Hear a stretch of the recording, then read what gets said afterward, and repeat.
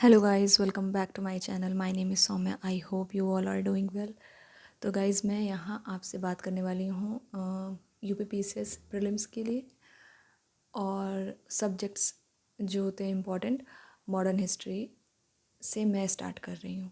ठीक है, तो मैंने सोचा मैं आप लोगों से शेयर करूँ जो जिस तरीके से जो इम्पॉर्टेंट टॉपिक्स मैं पढ़ रही हूँ। तो पेपर एनालिसिस के बाद जो निकल के आता है, जैसा कि बहुत सारे लोग करते ही हैं कि पेपर को एनालाइज करते हैं कि उसमें जो इम्पोर्टेंट टॉपिक्स होते हैं उनको करते हैं।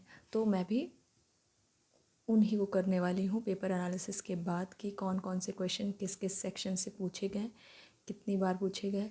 ठीक है, तो मैं आपको रीड करके बता देती हूँ, बाकी लास्ट में मैं उसकी क्लिप लगा दूँगी और ये पार्ट 1 रहेगा अभी जितना मैं कर रही हूँ। तो ठीक है, अभी जितना मैं एनालिसिस कर पाई हूँ, उसके बाद अगर आगे मैं देख पाती हूँ, अगर देखूँगी, अगर अगर कुछ एक्स्ट्रा होगा तो मैं उसमें और ऐड कर दूँगी। तो इसको पार्ट 1 मानिएगा इम्पॉर्टेंट टॉपिक्स का। तो मैंने इसको इसमें लिख लिया है अपने नोटबुक में। तो पहली बात तो सोर्स रहेगा इसमें घटनाचक्र, पूर्वालोकन और प्लस स्पेक्ट्रम भी मैं यूज़ करूँगी और लूसेंट, कुछ चीज़ों के लिए लूसेंट भी करते हैं जो कि बहुत अच्छा होता है क्रोनोलॉजी के लिए और डेटा के लिए। तो ठीक है, जैसे कि फ़र्स्ट पॉइंट मैंने नोट किया इसमें रूलर्स की जो क्रोनोलॉजी आती है, ठीक है वो, और अकबर से रिलेटेड जो भी क्वेश्चंस पूछे गए अकबर को भी ध्यान में रखिएगा। और क्रोनोलॉजी ऑफ इवेंट्स, ठीक है, कौन कौन से इवेंट्स हुए हैं और वो किस क्रोनोलॉजी में हुए हैं। ठीक है, और organisation establish before Indian National Congress, ठीक है, उनसे पहले जो भी ऑर्गेनाइजेशन इस्टेब्लिश हुई थी आईएनसी से पहले, उनको देखना है।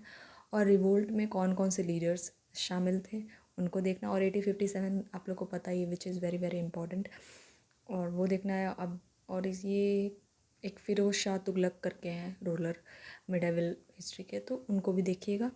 और मराठा रूलर की क्रोनोलॉजी, ठीक है, उनकी क्रोनोलॉजी देख लीजिएगा जब मराठा एम्पायर की। तो ठीक है गाइज, ये था अब तक का इतना पॉइंट्स। मैं आपको क्लिप अटैच कर देती हूँ सो दैट आप लोग इसको नोट करके आप कर सकते हैं जैसा आपको सही लगे। अगर आपको सही लगे तो आप फॉलो कीजिए, वरना इट्स ओके, आप खुद से भी एनालिसिस कर सकते हैं। ठीक है, थैंक यू सो मच। मैं क्लिप ऐड कर देती हूँ।